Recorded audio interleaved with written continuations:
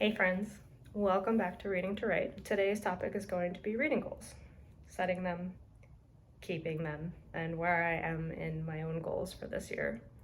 I know we're basically halfway through the year, but I just started this channel, so I thought it would be fun. I have 3 goals for this year. The first is my Goodreads reading challenge goal, which is a typical number goal. I've only really been doing these reading challenges this is my 3rd year now. I try to read a little bit more each year, and last year I read 25 books while working a full-time job and having other commitments like writing. This year I set mine at 30, which might not seem a lot, but it is a lot for me. So far I've only read 7 books for this year, and so I'm a little bit behind. I'm about 3 books behind, but I'm in the middle of 6 right now, so hopefully I will catch up at some point. My second goal is probably my favorite of this year, and that is to read uncommon genres.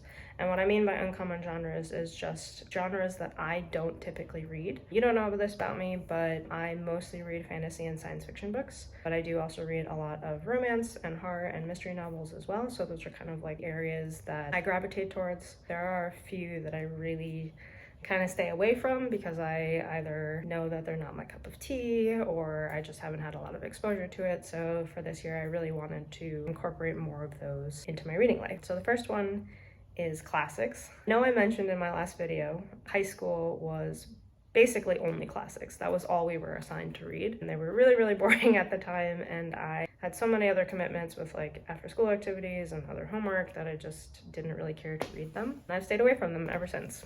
But now I really want to try and read more of them because I do think I missed out on some of the assigned reading that we had. Plus there are others that they just didn't assign in any of the classes. So far I have finished 2.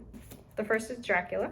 This was a pretty high priority for me because I love vampires and I love Dracula stories, but I had never read the original. My, again, sister lent me this copy that she had of her own, and I read it. It is an epistolary novel. If you don't know what that means, it just means that it's told in a series of letters and journals and news clippings. So it's kind of told across different perspectives and different dates through that medium, which this is only the 2nd book like that I've read. It's definitely super interesting for me to see how it was done in such an old book, and just in general because it is a different writing style than I have ever tried to write.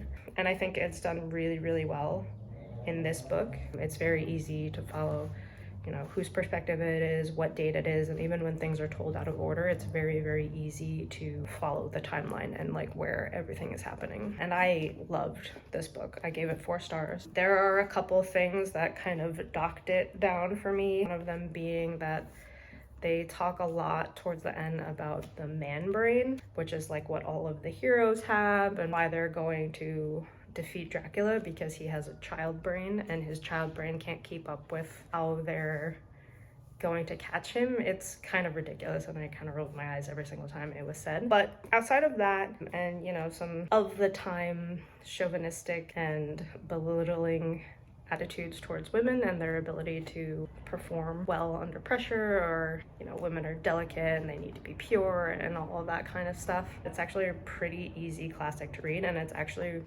really well done. Like the characters are very likable. Even there's one main female protagonist who actually is a well-written female, and you know, despite that she still has the whole like she has to be pure and can't handle the stresses that the men are like dealing with, she is actually intelligent and she helps them solve the case, and she remains the moral center for the group. So that was kind of refreshing to see it, and I didn't expect it just because of how old this book is. I highly recommend. The second classic that I read is The Picture of Dorian Gray. This I know is a lot of people's favorites. It was not mine. A thing about me is that I am not a huge fan of corruption arcs. I find that they're not often well done. It's really hard to be a terrible person.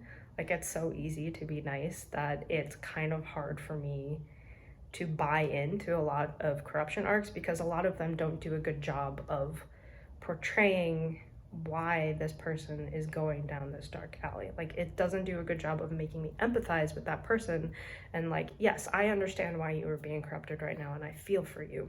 I don't know. I just don't typically like them. This was kind of the case with The Picture of Dorian Gray, although I did feel for Dorian to a degree because he was very young and he was kind of influenced by an older jerky friend. And you know, he does have this arc where he's like trying to be better at certain times, but it doesn't work out. There was definitely some really beautiful writing and some quotes that I loved from the book. I gave it 3 stars. You know, it was okay, it just wasn't for me. And then there are 2 classics that I am in the middle of. The first is Dune. I've actually been reading this one for a long time. So I'm kind of slow at it just because it is a big book. It's a big book and it's also very dense. It's also told in third-person omnipotent POV, which means that there is like a narrator that's separate from what's going on and can kind of see everything and into everybody's heads. It's a pretty easy read for third-person omnipotent, but it is very distancing, where it kind of just tells you how the characters are feeling or what they're going through or what they're thinking, and they don't really get like a lot of the emotional sensations or anything like that. But it does, like, it'll switch perspectives literally in the middle of a page, and it's very easy to read. Like, I never have gotten lost in what I've been reading. And this book, I'm at about page 345. It's really well done on a world building perspective. Each chapter begins with a passage from some book or historical compilation about like the events that are going on right now, and it's written by the same person, some Princess Irulan. I probably butchered that name. I'm really bad at speaking English and pronouncing things that are like not standard words that I use all of the time. But yeah, they all start with this like passage from something like this one, page 501. They don't have chapter titles, but the chapter starts with God created Arrakis to train the faithful. And then it says from the wisdom of Muad'Dib by the Princess Irulan. So there's like different books that you get little clippings from, and it's really, really cool.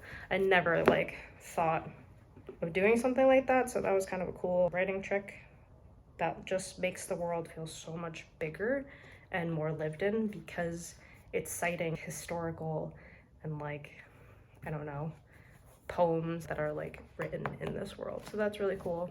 The story itself, you know, is good. It's a typical chosen one who is supposed to liberate the galaxy. I don't want to give a full review on it yet, since I literally have more than halfway to go through it. The second classic that I'm in the middle of is Pride and Prejudice. I mentioned this one in my last video. I was at about page 50 last time. Now I'm at page 134. Some of the writing in this is pretty difficult. In the Old English, I kind of have to work a couple of times through my brain to understand, but some of it is actually really easy to understand. I don't really know what the difference is right now, but I'm still really enjoying it. I'm reading it on spring days when the birds are chirping outside, which is really, really nice. It's actually really interesting to see what changes that they made between this and the movie adaptation, and it makes me think about why. For example, if you've seen the movie with Keira Knightley, you know there's the scene where all of the Bennets go to visit Bingley when Jane is sick there, and they're talking about a ball, and Mary, the quiet sister who's into music and her studies, says, I think a ball is an irrational place to find acquaintances and be much more rational to have a conversation. And Caroline, who is Bingley's sister, says more rational, but rather not like a ball, something to that effect. However, in the book, it's actually Caroline who says that line, that is irrational to meet people at a ball and you should just have a conversation. Her brother, Bingley, is the one who says, yes, but not like a ball, which is just such an interesting change because it kind of changes the actual characters, right? Like Mary isn't even in the scene in the book. And the reason that Caroline says it, I assume, is because she wants to appeal to Mr. Darcy, who isn't really the biggest fan of balls. But Bingley, her brother, is trying to throw the ball, so he's like very invested in doing it. Whereas in the movie, that line makes Caroline seem much more pretentious and condescending to the Bennets. It's just a very interesting change. And it kind of shows the way adaptations choose to alter the source material definitely has an effect. And in this case, it does seem purposeful because Caroline has less of a part to play in the movie. So it makes sense to have her be more cutting in the scenes that she's in. Whereas in the book, there's a lot more time to flesh out her character. Hi, editor here. TLDR, basically what I'm trying to say here is that character dialogue is incredibly important and impactful in establishing character when it's done well. And it's done so well by Jane Austen that giving the same exact line to 2 different characters has that impact.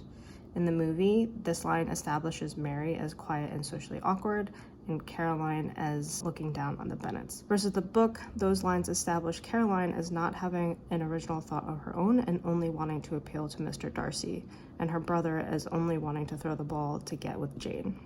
It's pretty cool. But yeah, that's all the thoughts I have right now. Again, I don't want to do a full review or dive in until I finish the book. The second uncommon genre that I chose, I am actually avoiding right now. It is literary fiction. I really don't like literary fiction. It's just usually so heavy and depressing, and if I'm gonna go through something like that, I would rather it be in a fantasy or science fiction setting, because at least I am somewhere fun instead of the same world that we live in. I do have a couple on my list. I will talk about them eventually when I get to them. I'm going to focus on literary fiction more in the second half of this year. But if any of you have any recommendations, especially if they're of a lighter nature that I maybe haven't heard of or I'm not looking at, please leave them down in the comments. I would love to take you guys up on some of your book recommendations. The final uncommon genre that I added into my reading this year, I wanted to talk about last because it also overlaps with my third and final goal, which is to incorporate books that will help me with my own writing. This is kind of like a weird writing goal because it is hard to know what will actually help with your own story idea. For example, I was watching Gavin from How to Train Your Gavin's Haunted Castle reading vlog. I got an idea from that. Like literally something that he did in the video combined with like a fact that I had read a long time ago, and out popped a brilliant idea that I'm going to use in one of my stories. So inspiration can literally come from anywhere and from a combination of like anything being compiled together. Neil Gaiman calls this a compost heap in your brain, which I kind of love the imagery of that because it is kind of true.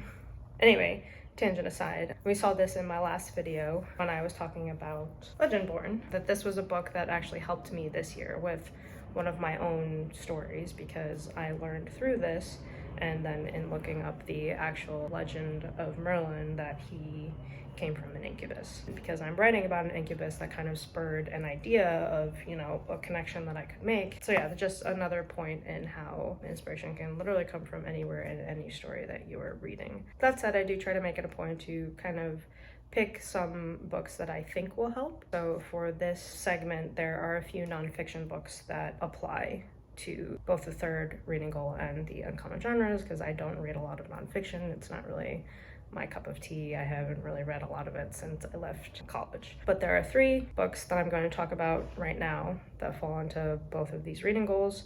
One I have already read, one I am in the middle of reading, and one I am going to read. For the book I've read, that is World Mythology in Bite-Sized Chunks. The book that I'm in the middle of is kind of a sister book in West African mythology. The reason that I picked these 2 books, they were on sale at a bookstore, so they're easy to buy. But the reason that I picked these 2 is with that story about the incubi. I am writing kind of about a fairy tale world, and I want to include creatures from all over the world. So I picked these 2 books kind of as a starting point. I don't think that either of these are really like the pinnacle of truth for any of the cultures that they talk about. I just wanted a starting point so that I could, you know, find out some myths or creatures or beings that I could potentially do more research on and then maybe include in my story. The book that I haven't started yet, but I want to at some point this year, is called American Like Me. This is a collection of stories written by America Ferrera about people who are American, but they have cultures from other places. A lot of them are, I think, first generation stories of, you know, people whose parents come from another country, but they're here, and so they're very North Americanized. It just talks about like their experience in being American, but also having roots somewhere else, which is something that, you know, I can kind of relate to. I am first generation Colombian. My dad is from Colombia, but he moved here when he was very little, so it kind of applies more to him because he, you know, he speaks Spanish, but he is removed from the culture because he didn't grow up in Colombia, and my grandparents wanted him to have a better footing here, so they really pushed him to kind of assimilate into American life, North American life. I know Colombia is actually an American country since it's South America, but yeah, because he, you know, grew up here and he didn't have a lot of exposure to the culture, I didn't have a lot of exposure to the culture, this is applicable. And I do have a story that I wrote as a young adult story that I would love to publish That's kind of about, you know, the experience of being from another country, but also very North Americanized. So I'm looking forward to reading this book. That's kind of it for my reading goals for this year. This is how I set them. I typically have a number goal that I try to aim for. I have a genre goal. This year it's uncommon genres to me. Last year it was I wanted to read a lot of fantasy and science fiction because I had a ton of books on my bookshelf that I bought and just didn't read, so I really prioritized that. And then, you know, this year I wanted to have some books that were going to help me with my own stories. So when you're setting your own reading goals, just pick whatever excites you, you know, what motivates you. It could be, you know, if you want to go for a number goal but you don't read a lot, it could be as little as 5 books in a year, or it could be more abstract, like you want to find the trope or the genre that like really clicks with you. Reading is a solo hobby, so it really should be tailored to you and whatever you want. So if this video inspires you to set your own reading goals, or if you already have reading goals that you are in the middle of trying to complete this year, please share them with me in the comments. I would love to hear them. See you next time.